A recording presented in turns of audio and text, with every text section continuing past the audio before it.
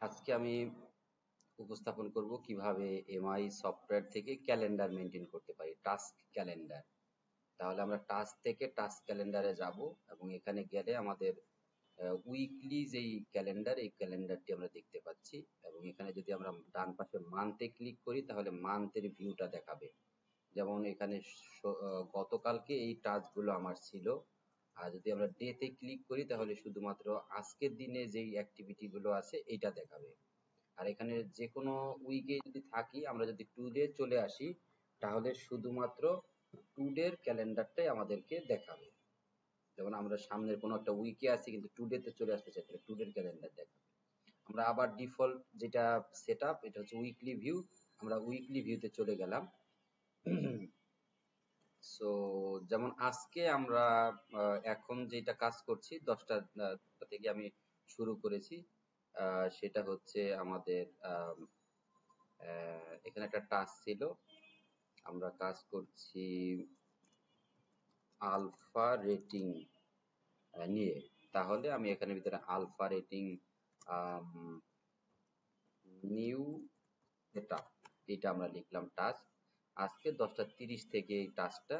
আর টাস্কটা মূলত হচ্ছে আমাকে অ্যাসাইন করে আমি করছি, আর আমি আমাকেই রিপোর্ট করব। সো এই দুইটা দিয়ে দিতে পারি।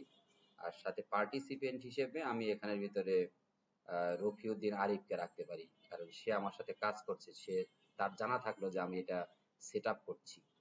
সো এরপরে যদি আরো মোর ইনফরমেশন দিতে চাই, যেমন আমাদের অর্গানাইজেশনের অ্যাক্টিভিটি, তাহলে এই অর্গানাইজেশন অ্যাক্টিভিটি দিলে আমাদের যেটা হবে যে আমরা ফিউচারে আমরা অ্যানালাইসিস করতে পারবো যে আমাদের পুরো অর্গানাইজেশনের অ্যাক্টিভিটিতে কোন কোন টাইপের কাজ আমরা করলাম আর কি।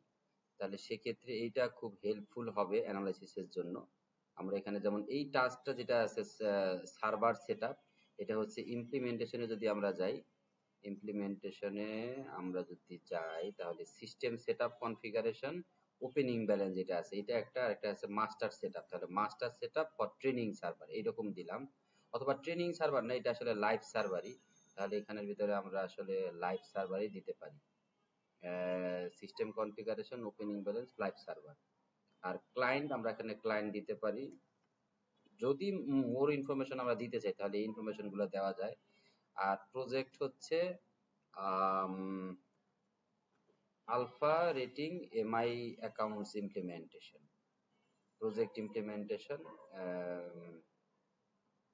এটা আমাদের ইয়া থাকলো অ্যাক্টিভিটি, আমাদের অ্যাক্টিভিটি নট নিডেড। যদি ওয়ার্ক স্ট্যাটাস দিতে হয় তাহলে এই অ্যাক্টিভিটি আমরা দিতে পারি।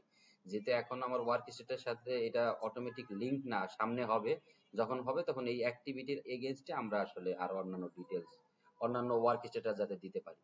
এখানে প্রায়োরিটি হচ্ছে এটা দিলাম যে আর্জেন্ট। আর ট্যাগ আমরা কোনো ট্যাগ করছি না। আর এখানে ডেসক্রিপশন, যদি টাস্কের কোনো ডেসক্রিপশন থাকে এই টাস্কের, তাহলে এখানের ভিতরে ডেসক্রিপশন আমরা দিতে পারি। আপাতত আমরা ডেসক্রিপশন দিচ্ছি না, কোনো অ্যাটাচমেন্ট থাকলে অ্যাটাচমেন্ট আপলোড করতে পারি। আমরা এখানে সেভ দিয়ে দিলাম। তাহলে এই টাস্কটা, আলফা রেটিং এর টাস্কটা কিন্তু অলরেডি এটা আমাদের হয়ে গেল, ক্রিয়েট হয়ে গেল। এর পরবর্তীতে যদি আমি এখানের ভিতরে মার্কেজ ডান দিতে চাই, মার্ক ডান, তাহলে এখানে আমরা আওয়ার দিয়ে মার্ক ডান দিতে পারি। তো যে কত ঘন্টা সময় আমি এখানের ভিতরে ইউটিলাইজ করলাম।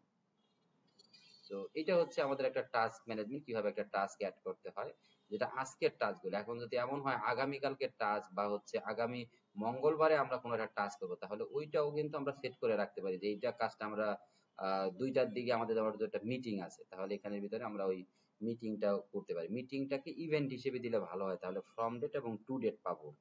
যেমন হচ্ছে alpha rating meeting with client.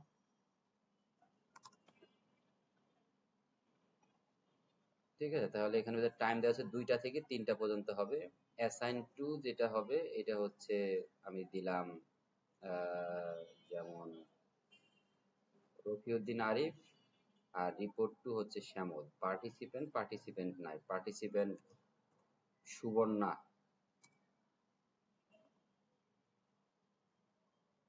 আর বাদ বাকি ইনফরমেশন গুলো আমি সেট আপ করলাম না, কুইকলি অ্যাড করে ফেললাম, তাহলে আমার ক্যালেন্ডারটা অ্যাড হয়ে গেল।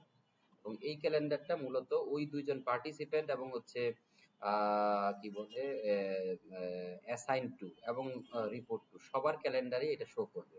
এবং এটা কিভাবে দেখতে পারে, যেমন আমাকে অ্যাসাইন করা হয়েছে কোন কোন জব, এটা আমি এখান থেকে দেখতে পারি। যেমন ক্রিয়েটেড বাই, আমি এই 3টা ক্রিয়েট করেছি, তাহলে এই 3টা দেখাবে। 2টা আমি ক্রিয়েট করেছি, একটা আমি ক্রিয়েট করি নাই, এই কারণে আমার এখানে দেখাচ্ছে না। হয়তো আমি ওই অ্যাসাইনমেন্টটার কি বলে অ্যাসাইন টু, এখানের ভিতরে অ্যাসাইন টু না, রিপোর্ট টু, হ্যাঁ এই অ্যাসাইনমেন্টটার রিপোর্ট টু আমি।